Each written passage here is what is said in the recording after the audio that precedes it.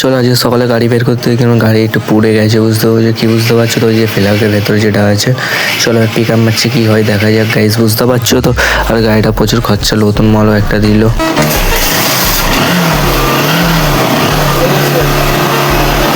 চলো ভাই দেখতে ধোঁয়াটা মারছে তো, দেখতে পাচ্ছ ছোটো করে দেখো, একটু ব্লগটাই দেখো, এনজয় করো, বুঝতে পেরেছো? মানে এখন ঠিকঠাক কমপ্লিট হয়ে গেছে, ফের আবার তেল ফেল আনতে যেতে হবে, বুঝতে পেরেছো তো?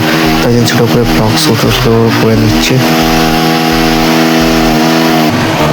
ফাইনালি এত পিক মারার পরে গাড়ির তেল সে 500 তেলের নিচে 70 টাকা দিয়ে, বুঝতে পারছো? যখন দেওয়া হচ্ছে, চলো এখন দিয়ে দেবে, কমপ্লিট করে দিই, দিয়ে কাঁপাটাকেও লেগিয়ে দিই, বুঝতে পেরেছো তো? চলো গাইস, গাড়ির যে ব্যাটারির কাজটা ছিল কমপ্লিট, নতুন ব্যাটারির যে কাজটা ছিল পুরো সেলফের কাজ কমপ্লিট, বুঝতে পেরেছো? ছোটো করে চলো বাইরে গিয়ে নিচে গাড়ি বাড়ি ট্রিটমেন্ট করে। ফাইনালি দেখতে পাচ্ছ গাড়ি বাড়ি তো সব ঠিকঠাক হয়ে গেছে, মানে ব্লগটা তোমরা দেখছিলে। চলো এখন তোমরা দেখো, আর গাইস দেখতে পাচ্ছ তো খায়া হালাত দেখতে পাচ্ছ।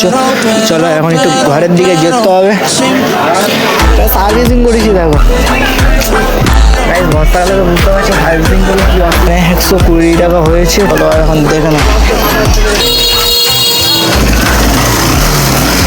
দেখে নিলে ফাইনালি তো গাড়ি কমপ্লিট হয়ে গেছে।